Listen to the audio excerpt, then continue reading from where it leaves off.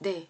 세계대전, 두 차례의 세계대전을 거치고 이제는 정말 공식적으로 우리 세계 평화를 위해서 뭔가의 기구를 만들고 논의가 필요하다라는 그 공감대가 만들어졌겠죠.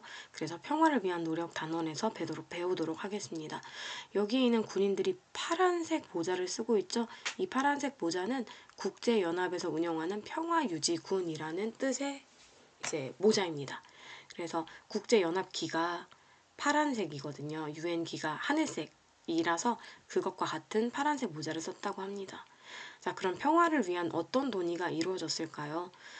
1945년 제2차 세계대전이 끝나기 전부터 국제사회는 연합국이라는 건 미국, 영국, 프랑스 같은 국가들을 의미합니다.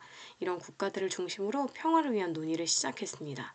1941년 미국의 대통령 루스벨트와 영국의 수상이었던 처칠은 평화 달성을 위한 원칙이 담긴 대서양 헌장을 발표하게 됩니다. 이후 미국, 영국, 소련, 중국의 대표들은 카이로와 얄타, 포츠담이라는 곳에서 회담을 열고 전쟁 이후에 우리가 전 세계 문제를 어떻게 처리할 것인가 라는 거를 논의하게 되었습니다. 이게 왼쪽에서 보이는 게 바로 루스벨트, 처칠의 모습인데요. 이게 바로 대서양 헌장입니다. 이 사람이 루스벨트고 이 사람이 처칠이에요. 자, 포츠담 회담은 여기 베를린 인근에 있는 포츠담이라는 도시에서 열렸고요. 얄타 회담은 이쪽 흑해 주변에서, 그리고 카이로 회담은 이집트 카이로에서 열렸습니다. 포츠담 회담은 1945년 7월부터 8월까지 열렸는데 일본에게 무조건 항복을 권유합시다 라고 이야기했던 회담이고요. 그래서 우리나라랑 직접적으로 관련이 있는 회담이에요.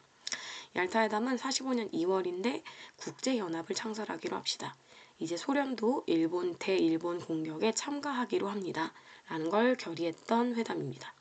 카이로 회담은 전후 일본의 처리를 논의합시다. 한국을 적당한 시기에 독립시키도록 합시다. 이것도 이제 우리나라랑 관련이 있죠. 그래서 카이로 회담, 얄타 회담, 포츠담 회담 순으로 진행이 됐다고 보면 됩니다.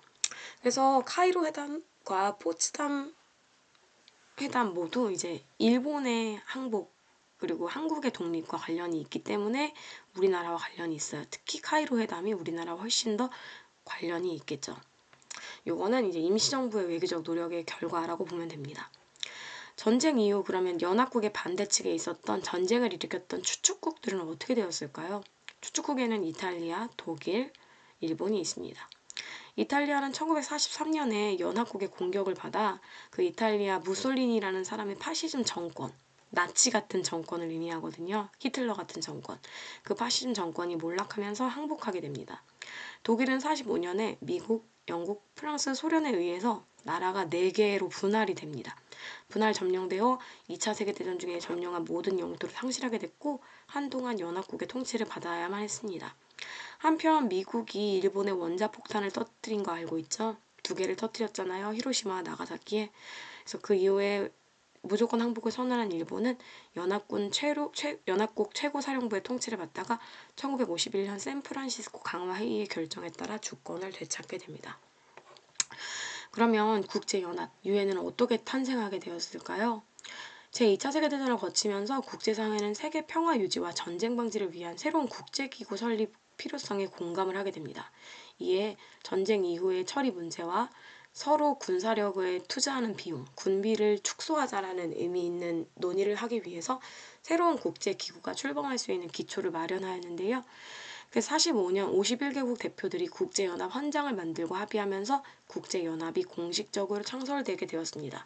사실 1차 세계대전 이후에 국제기구가 만들어지는데 그걸 국제연맹이라고 해요.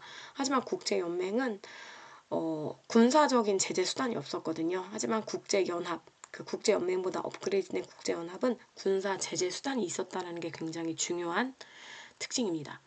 국제연합은 국제평화와 안전유지, 국제우호 증진 등을 주요 목표로 삼았고 그 밑에 국제분쟁을 조정하고 중재하는 안전보장이사회, 이거 중요해요. 3글자로 줄여서 안보리라고 합니다. 국제연합은 국제분쟁이 생기면 안보리의 결정에 따라 군사를 파견할 수 있어서 국제연맹과 달리 실질적인 군사적 제재가 가능했습니다. 그래서 국제연합군이 파견된 전쟁이 바로 우리나라의 6.25 전쟁이었습니다.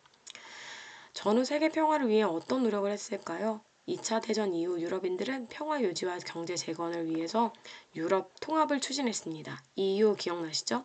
또 공동의 역사 교과서, 이렇게 독일과 프랑스의 공동 역사 교과서예요. 역사 교과서를 제작하는 등 과거사에 대한 진지한 반성과 함께 화합의 미래로 나아가려고 노력하고 있습니다.